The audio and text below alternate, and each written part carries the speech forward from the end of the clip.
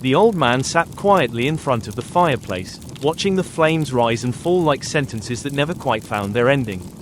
He folded his hands together, thought for a moment, and then smiled, a shy, almost secret smile. "You might not believe this," he said, "but once, just once in my life, I tried to become a writer." The fire crackled softly, encouraging him. "It was a long time ago. I wasn't young, but I wasn't old either, that awkward age where you still have dreams, but you don't talk about them much. I had a steady job, a quiet routine, and a head full of words that never seemed to rest." He looked up, as if watching imaginary snow outside the window.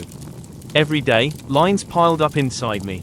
Thoughts, images, sentences that felt important at night and foolish in the morning. I'd lie awake, rearranging them in my head, wondering which ones mattered, and which ones were just noise."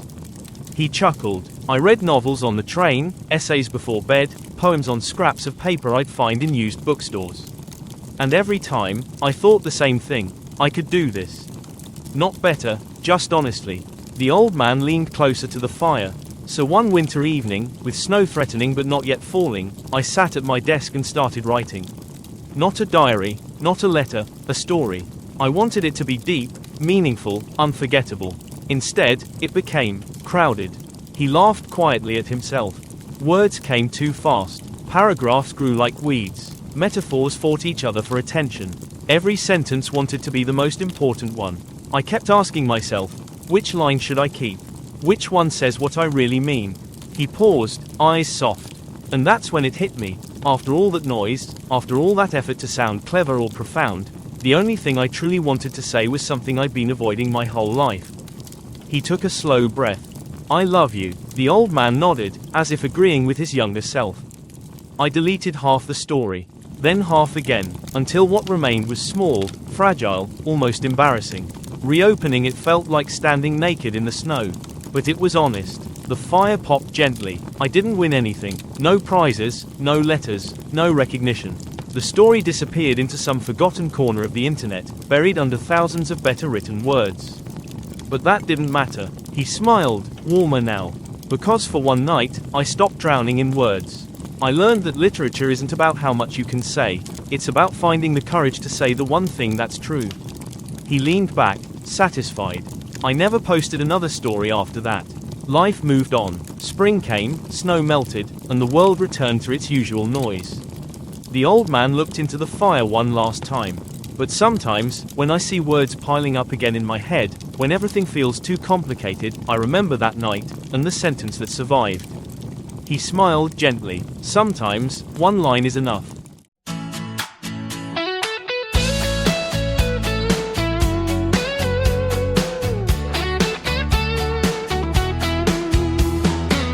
The blue sky slowly turns to gray. I wonder if it's going to snow today. A vertical poem runs through my head. Too many lines I never said. Words keep spilling, overflow.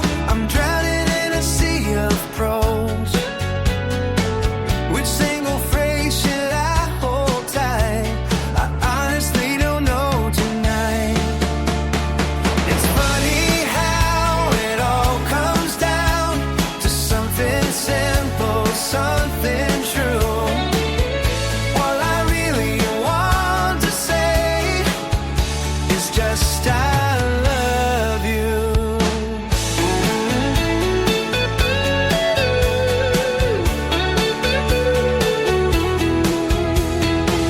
Tiny flakes begin to fall.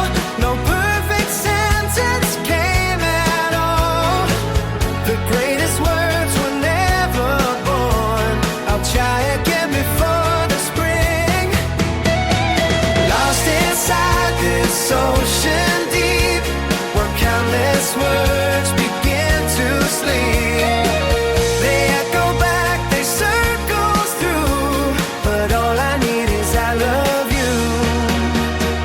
If I can find one fragment, one sound, before the snow turns into